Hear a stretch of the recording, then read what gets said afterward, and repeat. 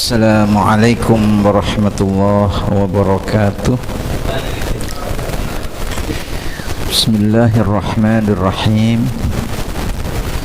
Alhamdulillahi rabbil alamin. Wassalatu wassalamu ala afdalil anbiya'i wal mursalin Nabiyyina Muhammadin wa ala alihi wa ashabihi ajma'in. Subhanaka la ilma lana illa ma 'allamtana innaka antal alimul hakim. Rabbi shrah li sadri wa yassir li amri wahlul 'uqdatam min lisani yafqahu qawli.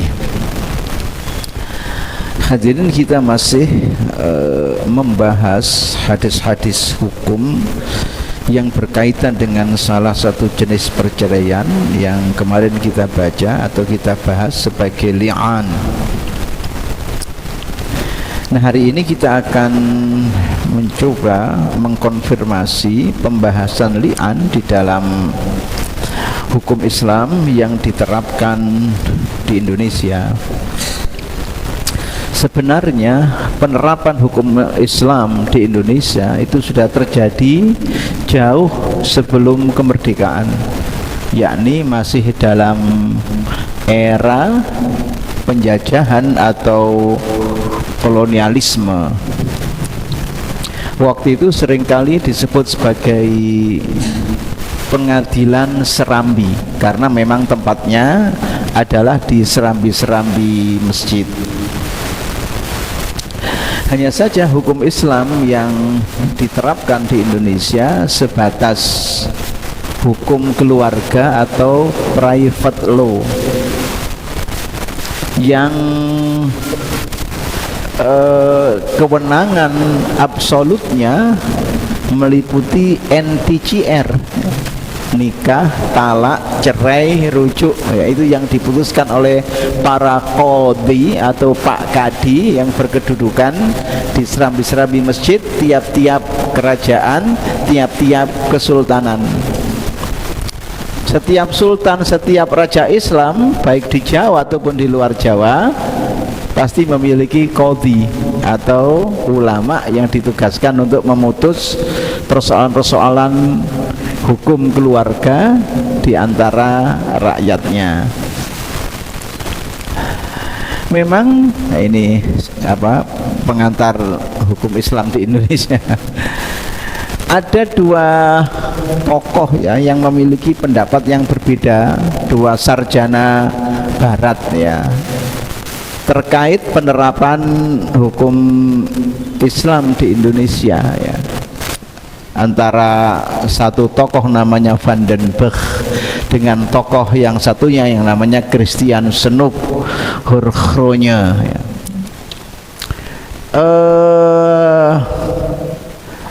Menurut Van den Berg, hukum Islam itu memang patut diterapkan kepada masyarakat yang memeluk agama Islam, sehingga mereka diberi kewenangan untuk menjalankan peradilan yang kita katakan tadi sesuai dengan hukum Islam, walaupun dalam batas-batas private law, hukum keluarga yang disebut sebagai teori receptio in complexio. Ini ada istilah dalam ilmu hukum Tapi dalam pandangan Snoep Hoerkrogne, dia menganut teori resepsi bahwa hukum Islam tidak diperlukan lagi karena sudah diadaptasi oleh masyarakat ke dalam hukum adat. Namun setelah Indonesia merdeka, kearifan lokal di kalangan masyarakat Islam itu tetap diakomodir setidaknya kemudian dibentuklah satu kementerian yang secara khusus mengurusi persoalan-persoalan agama, yakni Kementerian Agama. Menteri agama pertama di Negara Kesatuan Republik Indonesia ini adalah H.M. Rashidi, Profesor H.M. Rashidi, tokoh Muhammadiyah. Tidak benar kalau ada yang mengklaim bahwa Kementerian Agama ini adalah hadiah negara untuk ormas tertentu. Itu enggak, ini bukan urusan ormas tapi urusan negara, urusan rakyat seluruh wilayah kesatuan Negara Kesatuan Republik Indonesia. Jadi sama sekali tidak benar kalau ada klaim-klaim bahwa Kementerian Agama itu adalah hadiah negara untuk ormas tertentu. Itu luar biasa ngawurnya kalau ada kata-kata seperti itu. Ya setidaknya yang tadi kami katakan bahwa Menteri Agama pertama ya, di Negara Kesatuan Republik Indonesia ini justru dari Islam modernis, yaitu H.M. Rashidi. Orang hebat, orang pintar, beliau banyak menerjemahkan buku-buku yang berbobot. Kalau jenengan baca bukunya Sayyid Amir Ali ya, yang berjudul The Spirit of Islam, itu kan diterjemahkan oleh Amir Rashidi dalam dengan judul Api Islam. Buku lama tapi berbobot ya, dan lain sebagainya banyak.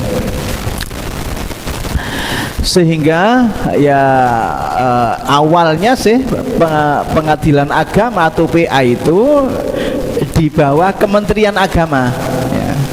Awalnya di bawah Kementerian Agama, tapi pada akhirnya karena dia adalah pengadilan, namanya saja PA, Pengadilan Agama, apa namanya, akhirnya berada di bawah atau di dalam struktur Mahkamah Agung, sehingga semua bentuk peradilan itu di bawah Mahkamah Agung ya. Ada pengadilan umum atau peradilan umum, peradilan agama, peradilan tata usaha negara dan sebagainya.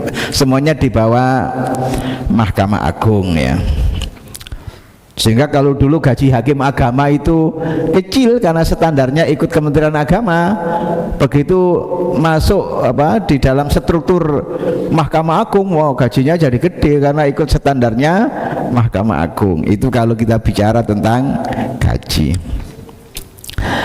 Nah kemudian lahirlah setidaknya ya Undang-Undang Nomor 1 Tahun 74 yang mengatur tentang perkawinan di Indonesia. Sederhananya Undang-Undang Nomor 1 Tahun 74 itu adalah fikih munakahat di Indonesia. Sebagaimana fikih-fikih yang ditulis para ulama pada abad-abad sebelumnya di masing-masing wilayahnya itu. Di dalam Undang-Undang Nomor 1 Tahun 1974, yakni Undang-Undang tentang perkawinan itu, pasal 39 disebutkan perceraian hanya dapat dilakukan di depan sidang pengadilan setelah pengadilan yang bersangkutan berusaha dan tidak berhasil mendamaikan kedua belah pihak. Berarti kan langkah awal kalau ada konflik suami istri, pengadilan akan memediasi untuk satu hal yang namanya mendamaikan di antara dua pihak yang berperkara itu. Pertama didamaikan, disuruh damai, disuruh pulang, tidak usah melanjutkan perkaranya. Dan disebut cerai kalau itu dilakukan di depan sidang pengadilan ya. Karena kalau tidak dilakukan di sidang pengadilan ya secara hukum negara, saya sudah cerai, mana buktinya? Tidak ada. Seperti orang kawin itu loh ya. Ada istilah kawin siri atau yang sebenarnya adalah kawin di bawah tangan. Nah itu kan sangat berbahaya karena amat-amat merugikan pihak perempuan. Yang kedua, untuk melakukan perceraian harus ada cukup alasan bahwa antara suami istri itu tidak akan dapat hidup rukun sebagai suami istri.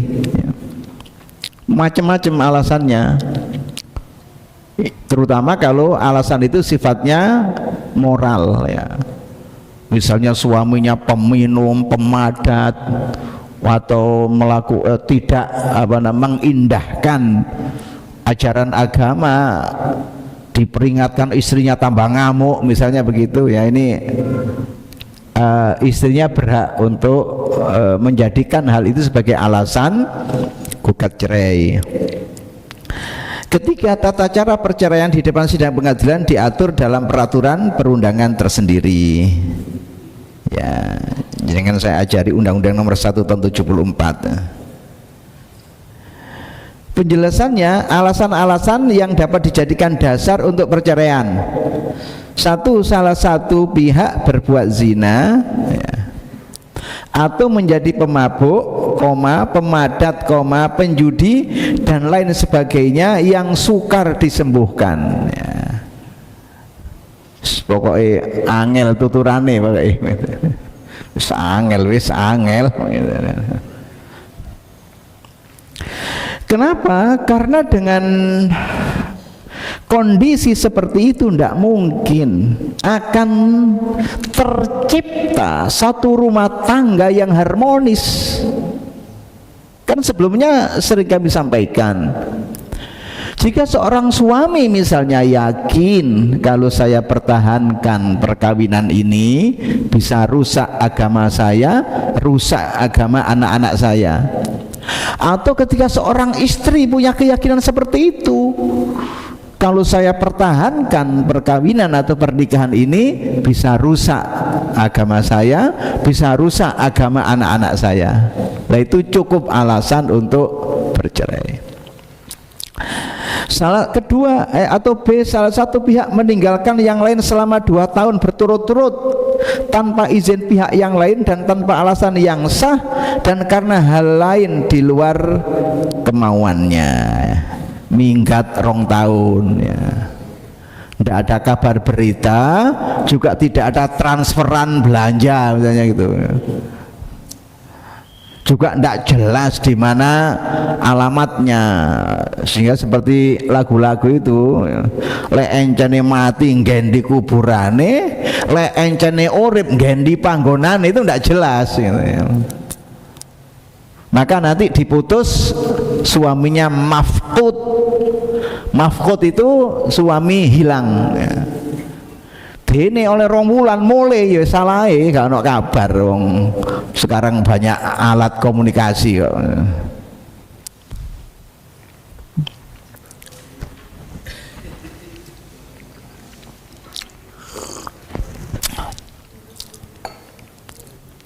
Karena saya punya tetangga ya, punya anak waktu itu masih Joko cilik ya, kira-kira usia 15-16. Gampangan ini minggat ya, karena di rumah orang tuanya streng begitu. Tapi zaman dulu wong itu masih kerabat dengan saya dan usianya mungkin 20 tahun di atas saya ya. Sekarang masih hidup kayaknya, belum ada kabar kematiannya. Orang tuanya yang laki meninggal juga tidak pulang, wong tidak tahu ya. Orang tuanya yang perempuan meninggal juga tidak tahu. Adik-adiknya sudah banyak meninggal, tidak tahu. Kira-kira tahun 2000, pokoknya sebelum 2010 pulang ya. Pulang itu jembrak, rambutnya sak bokong gitu, orang laki itu. Katanya ternyata di Kalimantan sana, di sana berprofesi sebagai dukun. Sama mas saya diajak silaturahim ke rumah saya. Rumah saya sudah di sini di Gedung Turi itu. Ngobrol mulai jam 9 sampai jam 1 malam. Saya tanya, sampean lopo 40 tahun gak muli, karuan muli nggawa duit sak karung gak apa-apa, keluarga sampean seneng, muli gak nggawa apa-apa. Allah. Nah itu dalam hal ini ada ya, dalam fikih seorang suami namanya mafqud ya, dianggap hilang. Yang C, salah satu pihak mendapat hukuman penjara 5 tahun atau hukuman yang lebih berat ya setelah perkawinan berlangsung. Saya juga punya kenalan tapi senior ya, Yarham sudah meninggal dunia. Zaman Orde Baru dulu dia masuk penjara ya. karena politik ya, masuk penjara karena politik. Vonisnya 5 tahun. Ketika dia divonis 5 tahun, dia bilang sama istrinya, dan ditunjukkan pasal ini, saya divonis 5 tahun. Kalau pean pingin gugat cerai, saya relakan, saya tidak keberatan karena itu hak pean. Tapi yang perempuan, istri yang solihah, tidak mau, dia tetap menunggu sampai suaminya bebas ya. Ya dulu kan macam-macam lah caranya orang kalau ada yang kritis gitu mau penjara gitu ya. Katanya ada tamu masuk rumahnya, ngakunya dari Jawa Barat, pakai songkok putih, terus fasih baca Quran, pokoknya diskusi masalah agama sangat gayang gitu. Kemudian pamit malam-malam pergi tamunya ya, musafir. Menjelang subuh ada petugas masuk, ditangkap, katanya menyembunyikan senjata api. Duh, saya enggak punya senjata api, kalau pisau dapur punya. Lah iku ono pojok iku. Loh, sapa ndek iku? Akhirnya itu dijadikan alasan untuk menangkap Ustadz tadi itu ya tamu tadi itu nyelempit pistol di pojokan rumah. Jadi ya akhirnya gak dosa gak perkara malah penjara. Wah, kurang ajar orang-orang itu.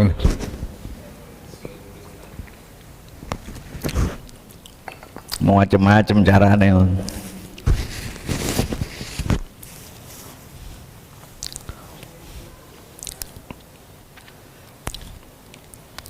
Yang B, salah satu pihak melakukan kekejaman atau penganiayaan berat yang membahayakan terhadap pihak yang lain, yang sekarang dikenal dengan undang-undang KDRT, kekerasan dalam rumah tangga.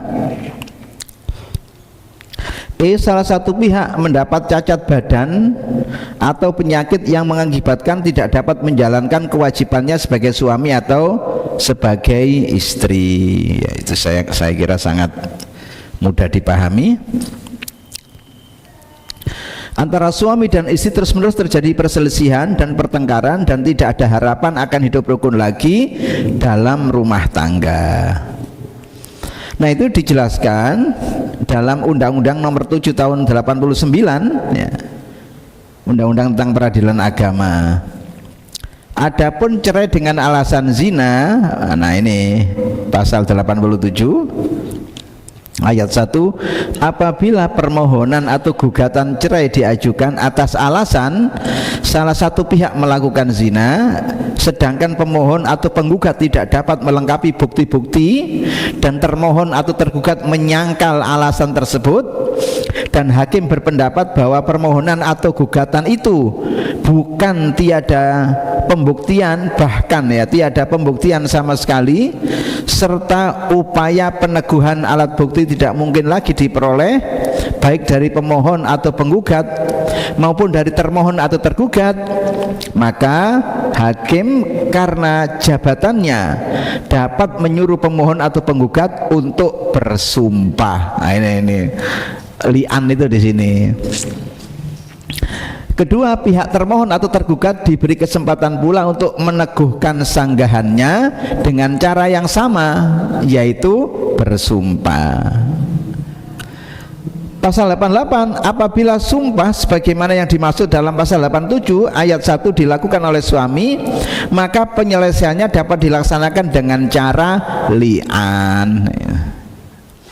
Apabila sumpah sebagaimana yang dimaksud dalam pasal 87 ayat 1 dilakukan oleh istri, maka penyelesaiannya dilakukan dengan hukum acara yang berlaku, yaitu gugat cerai. Oleh karena dilakukan secara li'an, maka berlakulah hukum li'an, yaitu perkawinan putus untuk selama-lamanya. Ini yang membedakan antara li'an dengan talak 3. Kalau talak 3 kan masih ada kemungkinan ya, dengan proses tertentu kan masih ada kemungkinan ya. Talak bain, ada talak raj'i yang yang masih ada kesempatan balik itu. Kalau sudah talak 3 namanya talak bain kubro, itu tidak bisa balik, tapi masih ada kesempatan karena ada proses tertentu itu. Yang perempuan dinikahi orang secara normal oleh orangnya, kemudian dicerai secara normal, bukan karena rekayasa atau karena takhlil itu. Nah, baru mantan suaminya yang pernah menceraikan 3 kali itu bisa kembali. Lek sing wedok gelem maksudnya gitu. Tapi kalau untuk li'an ini oleh karena itu dilakukan secara li'an, maka berlakulah hukum li'an, yaitu perkawinan putus untuk selama-lamanya. Dan anak yang dikandung istri hanya dinisbahkan kepada ibunya, karena dalam li'an kan ada tuduhan zina. Kemudian suaminya menuduh istrinya zina, karena terbukti wong gini gak tahu mulai kok moro-moro hamil misalnya begitu. Bisa suaminya menuduh istrinya berzina dan itu diproses li'an. Kalau kemudian istrinya itu melahirkan, maka nasab anak terbatas pada ibunya, tidak dinasabkan kepada suaminya yang telah sumpah li'an tadi ya. Itu konsekuensi dari perceraian secara li'an. Sedang suami terbebas dari kewajiban memberi nafkah. Jadi itu loh anakmu, enggak, sudah. Kalau li'an suami sudah terbebas dari memberi nafkah ya. Apabila yang bersumpah adalah istri, maka penyelesaian masalah tersebut diselesaikan dengan cara yang biasa, yaitu cerai gugat ya. Saya pernah ditanya orang, Ustadz saya kan sudah bercerai. Oh yarhamu, sudah meninggal orang yang tanya itu. Terus ada 2 orang anak, mereka ikut ibunya. Ibunya menikah lagi dengan laki-laki yang menurut saya ekonominya cukup baik ya. Tapi mantan istri saya ini kok masih minta duit kepada saya, katanya untuk sekolahnya anak-anak. Ustadz, sekiranya tidak saya kasih gimana? Pak, kalau mantan istri memang ada, mantan anak masa ada ya. Sampai punya kewajiban nung sing gawe sampeyan ngono, enak tok dipek wae belanjane gak gelem. Sudah soro isi jenengan itu hamil, melahirkan, menyusui, sudah remek, masa masih dibebani untuk membiayai anak hasil pernikahannya dengan jenengan. Lagian anak itu nisbatnya kan kepada jenengan selaku ayahnya, tidak dinisbatkan kepada ibunya. Jawabannya gini, Ustadz saya rela tidak dinisbatkan kepada saya, pokok saya tidak belanjani lagi.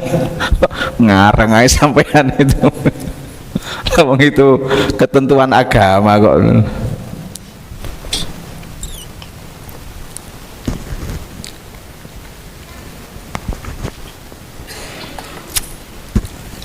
Jadi mantan istri iya ada ya, tapi mantan anak masa ada ya.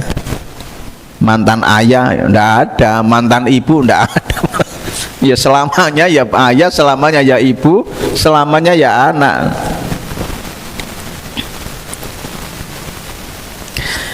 Baik, yaitu tadi kita menjelaskan diakomodirnya masalah li'an ini dalam hukum atau perundangan yang berlaku di Indonesia lewat Undang-Undang Nomor 1 Tahun 74 dan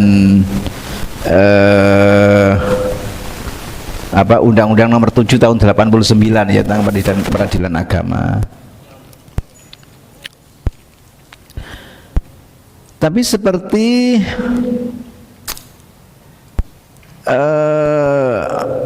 pernah kami jelaskan,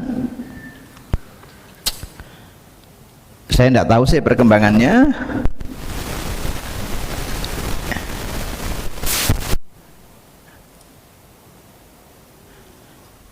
Karena saya tidak mengikuti ini ya, tidak mengikuti hukum Islam yang berlaku di Indonesia itu dengan baik.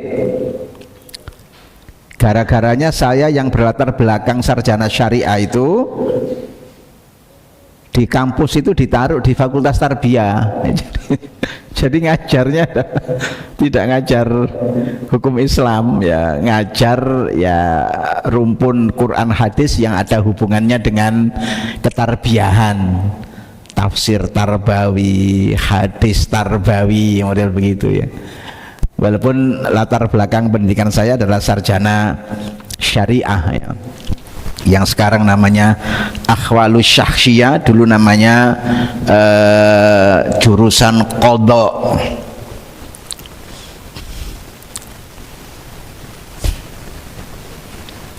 Cuma ya apa, secara sepintas ngikuti lah ya. Misalnya terakhir bahwa sengketa ekonomi syariah itu penyelesaiannya juga di pengadilan agama ya. Kalau tadi kan saya katakan bahwa sebelum adanya Undang-Undang Nomor 7 Tahun 89, kewenangan absolut pengadilan agama itu hanya NTJR, nikah talak cerai rujuk. Kewenangan pengadilan kan ada dua, ada kewenangan absolut, ada kewenangan relatif. Kewenangan absolut terkait materi yang ditangani. NTJR itu kewenangan absolut, nikah talak cerai rujuk. Kalau ada apa namanya kejahatan, dilaporkan ke polisi, ditangani oleh bagian reskrim, ya kan? Reskrim menyerahkan ke jaksa, jaksa membawa ke pengadilan agama. Oh, enggak cocok itu. Itu bukan kewenangan absolutnya pengadilan agama, dibawa ke pengadilan umum atau pengadilan negeri. Yang kedua adalah kewenangan relatif. Kewenangan relatif itu terkait kewilayahan. Kalau orang domisilinya yang dibuktikan dengan KTP adalah Kabupaten Sidoarjo, maka urusan-urusan tadi itu di PA Sidoarjo gitu. Aku masih wilayahku Sidoarjo sepanjang. Lak cedaan nang PA Surabaya ono ketintang. Daripada PA Sidoarjo yang di sana. Oh, enggak bisa, karena KTP-nya adalah KTP Kap Sidoarjo, maka PA-nya, pengadilan agamanya PA Sidoarjo yang ada di kota Kabupaten Sidoarjo. Itu namanya kewenangan relatif ya, terkait kewilayahan.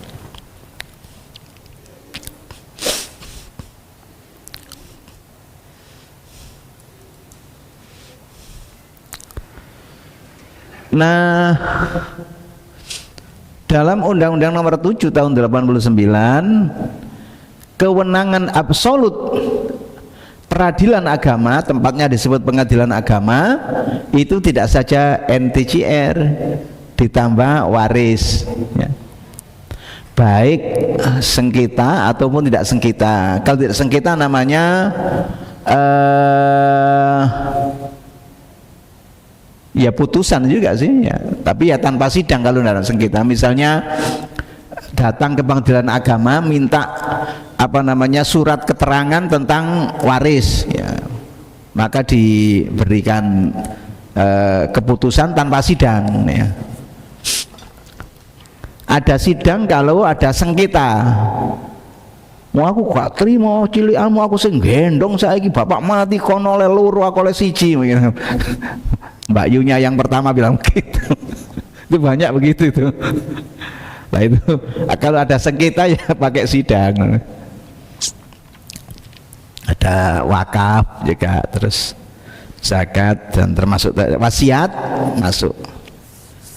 di apa Undang-Undang nomor 1 tahun 87 Undang-Undang nomor 7 tahun 89 tadi. Baik, hadis berikutnya kembali ke kitab Bulughul Maram.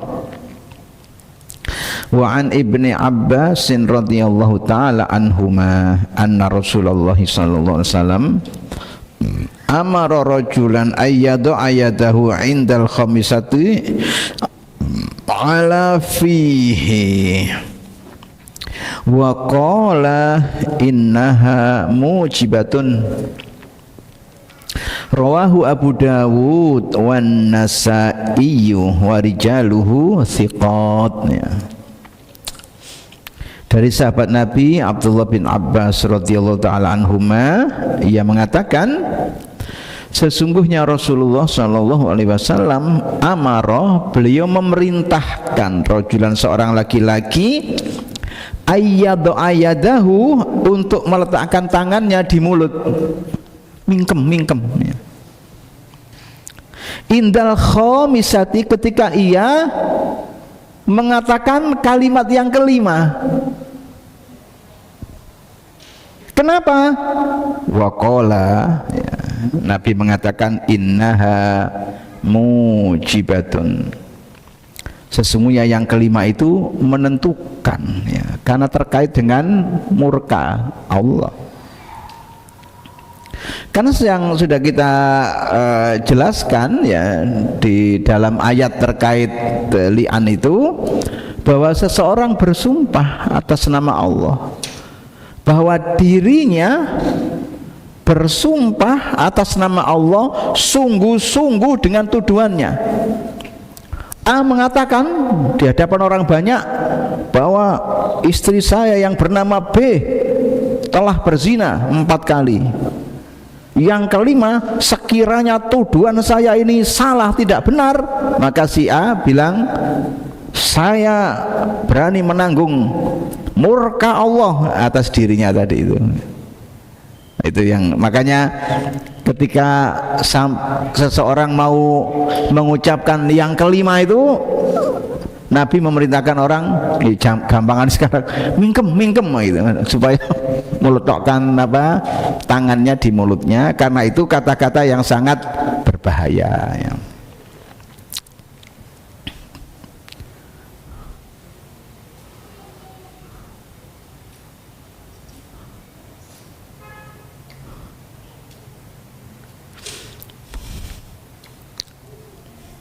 Wa an Sahal ibni Sa'din fi kissatil mutala'inaini, dari Sahal bin Sa'id tentang kisah suami istri yang praktik li'an.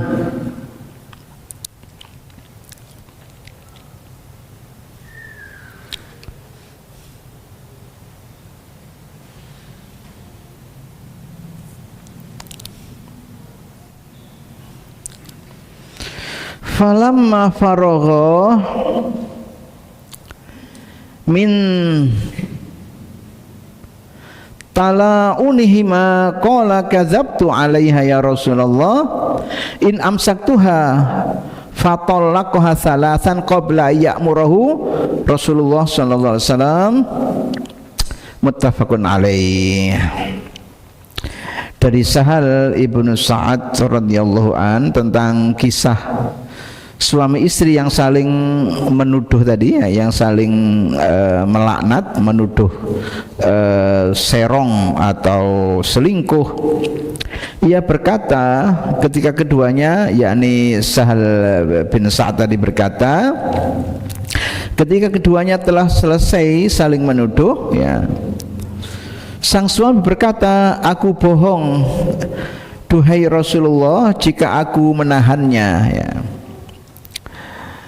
Lalu ia menceraikan istrinya dengan talak 3 sebelum diperintahkan oleh Rasulullah Sallallahu Alaihi Wasallam. Ini sebenarnya cerita yang panjang ya, yang oleh Ibnu Hajar dikutip bagian intinya saja.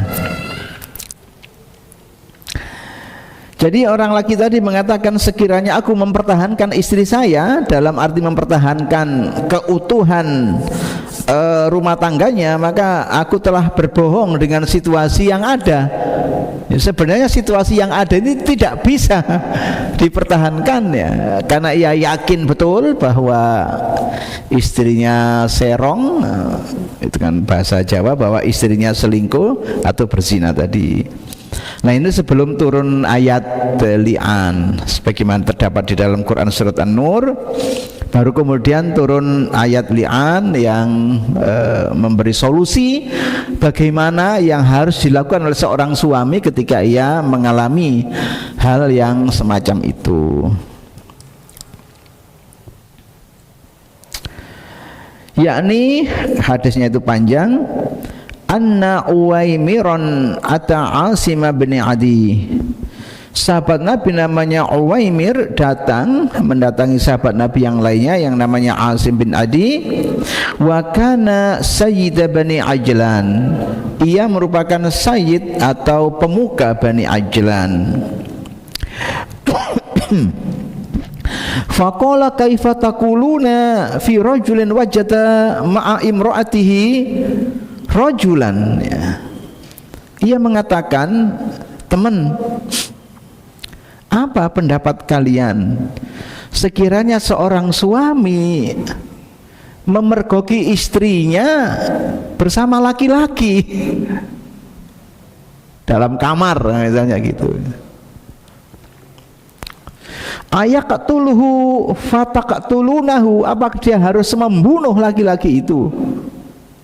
Kalau itu dilakukan kan dia mati juga, kena kisos karena pembunuhan. Wah, itu kalau terjadi di pulau seberang sana, waduh, wassalam gitu.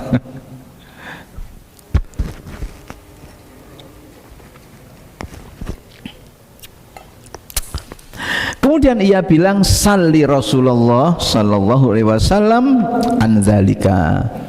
Saya minta tolong kau tanyakan kepada Rasulullah masalah ini, yakni kalau ada orang memergoki istrinya, selingkuh dengan laki-laki, apa yang dilakukan? Apakah dia harus membunuh laki-laki itu?